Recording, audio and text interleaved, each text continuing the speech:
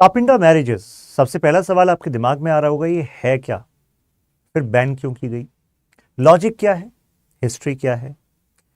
और अभी कंटेम्प्रेरी क्या चल रहा है इसको लेकर वर्ल्ड ओवर? इन सभी सवालों के जवाब हम इस वीडियो में डिस्कस करने वाले हैं। स्टार्टिंग फ्रॉम कंटेक्स्ट, हुआ क्या है? दिल्ली हाईकोर्ट का फैसला आया है कि हिंदू मैरिज एक्ट के सेक्शन 5 सब क्लॉज 5 के तहत, अब आप में से कई लोगों को सेक्शन से मतलब नहीं है, लेकिन इस बात से तो है कि यार ये हिंदू मैरिज एक्ट में है, राइट? कहा गया कि सपिंडा मैरिज, जिसका केस ऑलरेडी दिल्ली हाईकोर्ट के पास चल रहा था, हम उसको वॉइड घोषित करते हैं। अब आप कहेंगे बैकग्राउंड क्या है, एक्चुअली मामला क्या है? 2007 में एक हस्बैंड ने कोर्ट के सामने कहा कि मैं चाहता हूं कि मेरी वाइफ के साथ जो शादी है उसको आप वॉइड डिक्लेयर कर दीजिए। तो आप कहेंगे कि यार वो तो डाइवोर्स मांग सकता था। नहीं, वॉइड का मतलब है कि यहां कोर्ट से वो कह रहे थे कि मेरे पास प्रूफ है कि मैं और मेरी वाइफ सापिंडा है। सापिंडा मतलब, एक्चुअली यहां पर वर्ड जो पिंड है उसके दो मायने निकलते हैं जब मैं हिस्ट्री वाले एस्पेक्ट पर जाऊंगा। सो एक मायने तो निकलता है बॉडी, यानी कि we are component of same body, यानी कि हमारे जो एंसेस्टर हैं वो सेम है। और एक दूसरा डेफिनेशन है, वो कहता है कि शास्त्रों में जो पिंड दान किया जाता है, यानी कि एंसेस्टर्स को उनकी आत्मा की शांति के लिए पिंड दान किया जाता है। तो अगर आप सभी एक कॉमन एंसेस्टर के लिए पिंडदान करते हो तो तुम आपस में शादी कैसे कर सकते हो? तुम तो सापिंडा हो, राइट? सापिंड हो, राइट? तो यानी कि पिंड मतलब कि एक्चुअली तुम्हारे एंसेस्टर्स सेम हैं, और ऐसे में तुमने जो शादी करी वो डिक्लेयर कर दी जाएगी नल एंड वॉइड। फिर आप में से कुछ लोग सोच रहे होंगे कि लेकिन सर, वी स्टिल फाइंड कि साउथ इंडिया में अगर हम हिंदूज की बात करें तो many Hindus marry their cousins, मामा की बेटी, और ऐसे ये जो मैरिज है, जो कजिन्स वाली मैरिज है, ये हिंदूज में होती है। तो आप कहेंगे इस्लाम में तो होती है ना, हम हिंदू मैरिज एक्ट की बात कर रहे हैं यहां पर, है ना? तो हिंदू मैरिज एक्ट में सेक्शन 5 सब क्लॉज 5 कहता है कि सापिंडा मैरिज वॉइड है। और पता है वॉइड कब से है? जब से हुई तब से, राइट?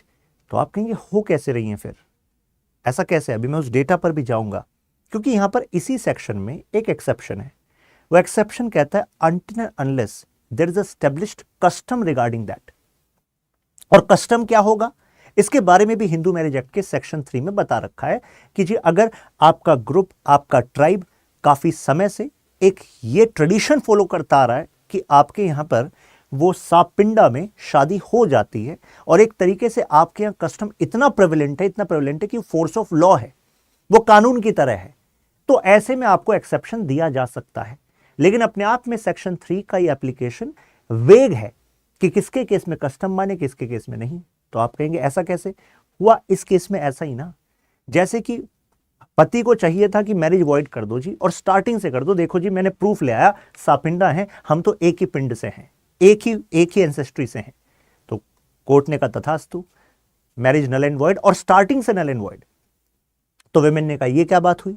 विमेन चली गई Delhi high court, Delhi high court ने रिजेक्ट कर दी अपील। दिल्ली हाई कोर्ट ने कहा ये तो हिंदू मैरिज एक्ट के सेक्शन 5 सब क्लॉज 5 का वायलेशन है, सापिंडा मैरिज है, नल एंड वॉइड। तो इस बार विमेन ने क्या करा, इस बार फिर दिल्ली हाई कोर्ट गई, लेकिन इस बार कहा कि यार मेरा ना फंडामेंटल राइट का वायलेशन हुआ है, आर्टिकल 14 का वायलेशन हुआ है। तो ऐसे में हमारे कॉन्स्टिट्यूशन का आर्टिकल 226 आपको पावर देता है कि भाई अगर आपके फंडामेंटल राइट का वायलेशन हो तो नॉक नॉक कर देना दिल्ली हाई कोर्ट, मतलब किसी भी हाई कोर्ट पे जो भी नियर बाय आपका हाई कोर्ट है, जिसका टेरिटरी में आता है मामला। तो now when she went to Delhi high court, तो उन्होंने कहा कि आर्टिकल 14 जो है वो कहता है equality before law, equal protection of law, तो कानून सब में सबके लिए बराबर होना चाहिए। तो उन्होंने कहा ऐसा क्यों है कि कुछ कस्टम्स के बेसिस पे आप अलाउ करते हो, राइट, और वैसे आप इसको अलाउ नहीं कर रहे हो। तो उनका कहना है कि मेरी जो शादी है वो भी कस्टम्स के बेसिस पे हुई है, ये मानिए आप, क्योंकि दोनों पार्टीज यानी कि हस्बैंड और वाइफ की जो फैमिलीज है वो एग्री कर रहे थे, उनकी कॉन्सेंट थी। जब उनकी कॉन्सेंट थी तो भाई ये कस्टम मानिए, और इस वजह से मुझे भी एक्सेप्शन दे दीजिए सापिंडा मैरिज को वॉइड करने से। तो आपको लगेगा यार विमेन का जो पक्ष है हमें लॉजिकल लग रहा है, यार ये तो मतलब आर्टिकल 14 सही बात कह रही है। लेकिन एक्चुअली दिल्ली हाईकोर्ट का ही ये फैसला है जिसको लेकर मैंने वीडियो बनाई है। दिल्ली हाईकोर्ट ने अब इसी फैसले में कहा कि देखो आपके पास कोई ऐसे स्ट्रिंजेंट प्रूफ नहीं है जिससे आप प्रूफ कर सको कि ये आपके यहां पर आपकी कम्युनिटी में कस्टम है, आपकी फैमिली में कस्टम चलता हुआ आ रहा है। आप तो वन ऑफ एक्सेप्शन हो गई, कस्टम नहीं है आपके यहां पर। तो यहां तो पति जो है वो सक्सेसफुल हो गया, तो क्योंकि कास्ट इंजन प्रूव ही नहीं है, तो दिल्ली हाई कोर्ट ने दोबारा से उस विमेन की जो अर्जी है उसको खारिज कर दिया है, और जो मैरिज है सापिंडा मैरिज वो नल एंड वॉइड कर दी है शुरुआत से। तो सापिंडा मैरिज क्या कह रहा है हिंदू मैरिज एक्ट? कह रहा है कि मदर की तरफ से 3 जनरेशन और फादर की तरफ से 5 जनरेशन में शादी होनी नहीं चाहिए। अगर शादी मिली और कोर्ट में पहुंची तो नल एंड वॉइड हो जाएगी। आप कहेंगे फादर साइड मदर साइड, बात समझ नहीं आई।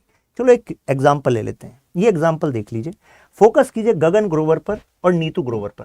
दोनों पति पत्नी हैं, राइट? नीतू ग्रोवर, गगन ग्रोवर, एक्चुअली इन्हीं का तो मुद्दा है ये जो केस है। तो नीतू ग्रोवर के जो फादर हैं वो हैं अशोक ग्रोवर, अशोक ग्रोवर के फादर मतलब डीएल ग्रोवर ग्रैंडफादर। अब इनके जो ग्रेट ग्रैंडफादर हैं वो हैं मुंशीराम। यहां पर गगन ग्रोवर के फादर सतीश ग्रोवर, सतीश ग्रोवर के फादर वीरेंद्र ग्रोवर, और इनके भी ग्रेट ग्रैंडफादर हैं मुंशीराम। तो जो गगन ग्रोवर है उन्होंने ये ट्री जो है कोर्ट को बता दिया कि देखिए जी ये तो कॉमन है, और हिंदू मैरिज एक्ट कहता है 5 जनरेशन फादर साइड अगर शादी हुई तो हो जाएगी नल एंड वॉइड। तो इस वजह से नीतू ग्रोवर से मेरी शादी को नल एंड वॉइड कराइए। कोर्ट ने कहा तथास्तु, बिल्कुल प्रूव हो रहा है भाई ये तो, क्योंकि फादर साइड से 5 जनरेशन में ऐसे शादी होनी नहीं चाहिए, नहीं तो हिंदू मैरिज एक्ट में नल एंड वॉइड हो जाएगी। आप भी जरा संभल के चलिएगा, ट्री जो है देख लीजिएगा, नहीं तो आगे कभी भी सरप्राइज मिल सकता है। और बैक डेट से नल एंड वॉइड होती है शादी यहाँ पर। तो अगर मैरिज पता लगी ऐसी तो सेक्शन 5 सब क्लॉज 5 वॉइड कर देगा। और कब से करेगा? बैक डेट से करेगा, जब से शादी हुई थी तब से नल एंड वॉइड कर देगा। आप कहोगे मेरे पास तो मैरिज सर्टिफिकेट है, कोर्ट कहेगा बेटा जब से हुई है ना तब से इनवैलिड, राइट? अब एक्सेप्शन क्या है? कस्टम है, जिसके बारे में बताया मैंने सेक्शन 3 में कहा गया अगर कस्टम्स हैं, लेकिन ऐसे कस्टम्स जो कि फोर्स ऑफ लॉ की तरह माने जाते हों, उन कस्टम्स को एक्सेप्शन माना जा सकता है। Now coming back to the topic, background क्या है इसका? तो यहां पर विजयनेश्वरा थियरी है। अब है क्या? तो ये एक्चुअली सेज थे जो चालुक्य डायनेस्टी के टाइम पर थे। तो इन्होंने देखिए कितनी सही बात कही जो आज मॉडर्न साइंस भी प्रूव कर रही है। इन्होंने कहा कि भाई जब मैं पिंड शब्द यूज कर रहा हूं तो उसका मतलब होता है सिमिलर बॉडी। तो अगर आपके एंसेस्टर सेम हैं तो यू शेयर सम पार्टिकल्स, यानी कि मॉडर्न टाइम में उसको क्या कहते हैं? जीन्स कहते हैं, राइट? तो जब आप जीन्स शेयर करते हैं तो अल्टीमेटली ऐसी शादी से जो ऑफस्प्रिंग होंगे वहां पर प्रॉब्लम होगी सोसाइटी में। तो ये बात वो किस टाइम पर कह रहे थे देखिए। तो कहने का मतलब ये है कि ये कह रहे हैं कि particles of the body share same particle, तो इस वजह से क्या होगा, वो प्रॉब्लम आएगी। तो इस वजह से उन्होंने कहा कि ये ज्यूरिस्ट थे, तो इन्होंने कहा कि अल्टीमेटली ऐसी शादियों को अलाउ नहीं करना चाहिए, राइट? ऐसा लॉ होना चाहिए। एक और थ्योरी है जिमुत्वाना थ्योरी। वो कहते हैं कि इट्स अ नोशन ऑफ ओब्लेशन। ओब्लेशन का मतलब होता है पिंडदान। तो एक तरीके से आप एंसेस्टर्स आप सेम हैं, जो डिसीज्ड होते हैं मतलब जो एक्सपायर हो जाते हैं अपने पूर्वजन, तो उनके लिए जो आप दान करते हो हिंदू माइथोलॉजी के हिसाब से, तो उसको हम पिंडदान कहते हैं। तो वो कहते हैं क्योंकि आप पिंडदान सेम एंसेस्टर को कर रहे हो तो एक्चुअली शास्त्र के अनुरूप नहीं है ऐसी शादी। तो ये एक थियरी है। तो ऐसे में हिंदू मैरिज एक्ट जब आया 1955 वाला जो अभी आया, तो उससे पहले जो शास्त्रार्थ हैं उसी के आधार पर शादी को अलाउ किया जाता था, शादी को माना जाता था। तो फिर कुछ मॉडिफिकेशंस भी इसमें हुए सपिंदा रिलेशंस को लेकर। लॉजिक क्या था? तो लॉजिक ये था कि भाई इससे पहले आप शास्त्रिक लॉ से चल रहे थे, स्मृति श्रुति जो शास्त्रार्थ जो हिंदू शास्त्रार्थ हैं, तो उनमें भी अगर इस शादी को अलाउ नहीं किया गया है तो ऐसी अलाउ ना हो। तो आप सोचेंगे यार साउथ इंडिया में तो होता है, ऐसा कैसे हो सकता है? तो अभी मैं उस पर जाऊंगा।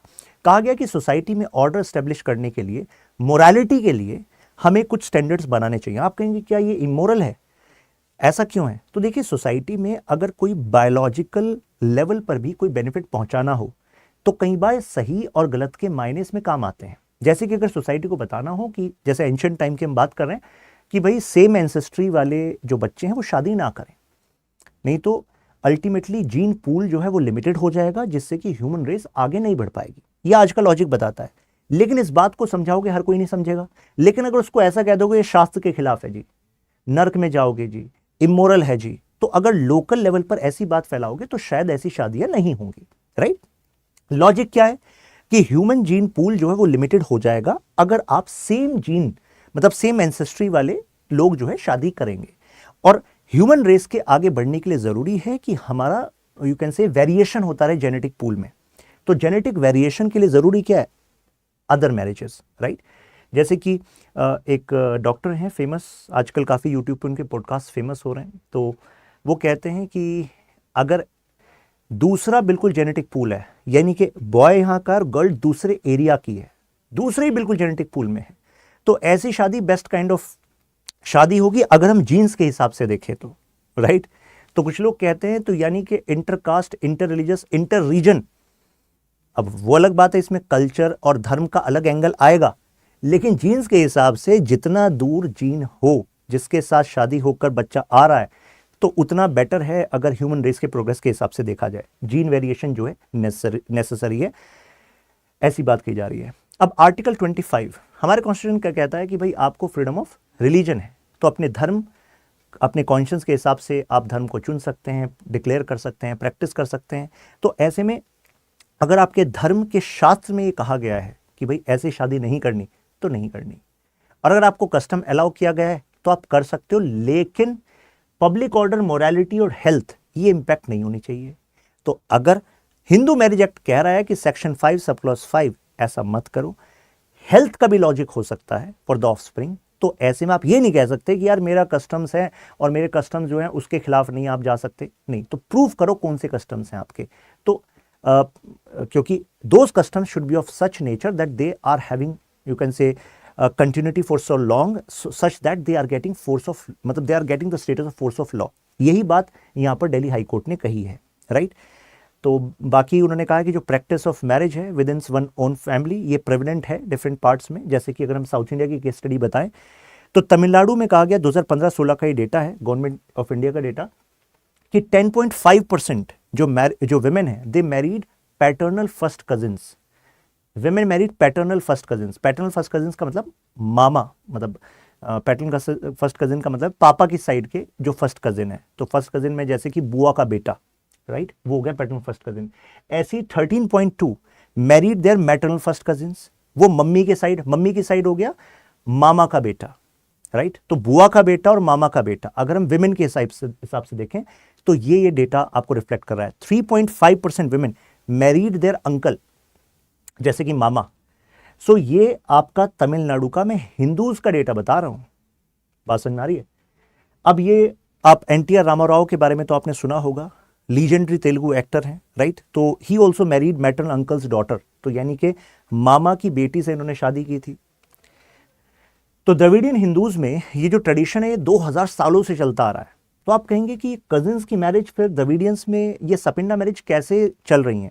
तो इस पर हिस्टोरियन जो है मिस्टर एमजी शशिभूषण ये कह रहे हैं कि मैं केरला का एग्जांपल लेता हूं। उनका कहना है कि केरला में अलग अलग, मतलब तमिलनाडु में अलग अलग, इसके तमिलनाडु, केरला, कर्नाटका में अलग अलग रीजन्स हैं। जैसे कि केरला की केस स्टडी आपको बता रहे हैं कि जैसे there is one river, right, Kozhikode के पास, वो बता रहे हैं कि अगर मान लीजिए इस रिवर के इस साइड रहने वाले लोगों की बात करें, जो नदर्न साइड है, सदर्न साइड है, तो नदर्न साइड वालों में ये प्रेवलेंट है कल्चर में कि हमारे यहाँ से कोई शादी अगर इसके उस साइड करेगा, उस साइड बसे गाँव में करेगा, कस्बों में करेगा, तो अनबिकमिंग माना जाएगा उनके स्टेचर के लिए, राइट।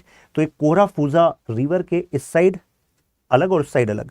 तो अगर आपने कहा कि रिवर के उस साइड नहीं करेंगे, रिवर के इस साइड ही करेंगे, तो इस जो एक कल्चर ट्रेडिशन बना आ रखा है कि भाई उस साइड नहीं करेंगे, तो इसको प्रिजर्व करने के लिए तो फिर ये विद इन कजिन्स फैमिली में शादी होना ये प्रेवलेंट हो गया। तो यहाँ पर एक ये लॉजिक दिया गया।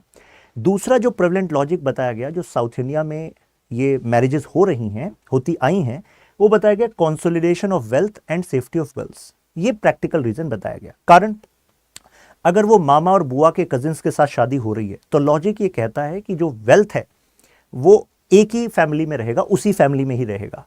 और सेफ्टी ऑफ गर्ल्स का लॉजिक दिया गया क्योंकि वो जो कजिन्स हैं उसको आप बचपन से जानते हैं, गाइड करते आए हैं, तो ऐसे में girls would be in the safe hand, ठीक है, ऐसा बोला गया। तो मतलब that's the logic they have given, right. दूसरा बात कही गई कि ऐसे में क्योंकि वो सेम फैमिलीज में हो रहा है तो families are well aware of the financial stature of other family, तो ऐसे में डाउरी जो है ज़्यादा नहीं देनी पड़ती। एक ये लॉजिक बताया गया कि रिसर्च कह रही है कि इससे पुअर फैमिलीज में एक रिलैक्सेशन होता है कि ठीक है, हमें डाउरी का बोझ नहीं पड़ेगा, राइट। दूसरा, आप चेक कर सकते हो क्योंकि सेम ज्योग्राफिकल प्रॉक्सिमिटी में वो कजिन्स रहते हैं, तो बचपन से आपका एक चेक रहता है कि वो किस तरह के बच्चे हैं, क्या हरकतें कर रहे हैं, तो ऐसे में एक सेफ्टी रहती है। ये लॉजिक दिया गया। तो यानी कि कंक्लूजन के तौर पे आपको पता लगा कि जो सापिंडा है वो अपने आप में एक कॉम्प्लेक्सिटी रखता है, क्योंकि एक पार्ट है इंडिया का जहां पर प्रेविलेंट है, लेकिन बायोलॉजी के हिसाब से, जीन्स के हिसाब से that practice is not conducive, क्योंकि there is another podcast on health, उसमें जो तमिलियन डॉक्टर्स हैं, he is settled in US, so he was showing that his one finger is half, actually आधी है एक फिंगर। उसका एक रीज़न क्या है, तो उसको पता, उन्होंने बताया कि एक्चुअली उनकी जो मदर साइड और फादर साइड है वो एंसेस्ट्री शेयर कर रहे थे, और मदर साइड वो वाला जो जीन था वो प्रोमिनेंट नहीं था, फादर साइड वो जीन प्रोमिनेंट था। तो वो कह रहे हैं फादर और ग्रैंडफादर सबकी वो वाली फिंगर जो है में कुछ फिंगर में कुछ इशू था। तो ऐसे में ये प्रेवलेंट, उन्होंने कहा कि हमारे यहाँ ये चलता आ रहा था कि जिसकी फिंगर में इशू होता है तो वो बहुत ही नॉलेजफुल होता है, हंसी मजाक में चलता आ रहा था। लेकिन फिर देखा गया कि जब उसको बेबी हुआ तो उसको बेबी होने में काफ़ी कॉम्प्लिकेशंस हुई, 3 टाइम्स जो है वो मिसकैरेज हो गया। तो उसका रीज़न जब उसने रिसर्च किया तो पता लगा कि एक्चुअली एक और जीन था जो कि एक्चुअली कैरी फॉरवर्ड हो रहा था पापा की साइड से, लेकिन वो जीन जो है प्रोमिनेंट नहीं बना था, उसने इफेक्ट नहीं दिखाए थे। जब उसने ऐसे ही मदर साइड की जीन्स को स्टडी किया तो पता लगा कि मदर साइड भी वैसा ही similar gene actually carry forward हो रहा था। मदर साइड वो प्रेवलेंट दिख नहीं रहा था, वो उसका इंफेक्ट फिंगर पे भी नहीं आ रहा था, लेकिन जैसे ही वो मदर साइड और फादर साइड का जीन मिला तो इस बार जब उसका इंपैक्ट हुआ तो इंपैक्ट ऐसा हुआ कि क्या कहते हैं, वो फिर प्रेगनेंसी में इशू आने लगे। तो जेनेटिक म्यूटेशन का कुछ इशू था, मतलब वाइफ के साथ भी सिमिलर काइंड ऑफ कॉम्बिनेशन का इशू था, क्योंकि वो सेम लीनिएज से निकल रही थी। तो this is the complexity in these marriages, right. तो इसी चीज को हैंडल करने के लिए हिंदू मैरिज एक्ट का ये सेक्शन 5 सब क्लॉज 5 है।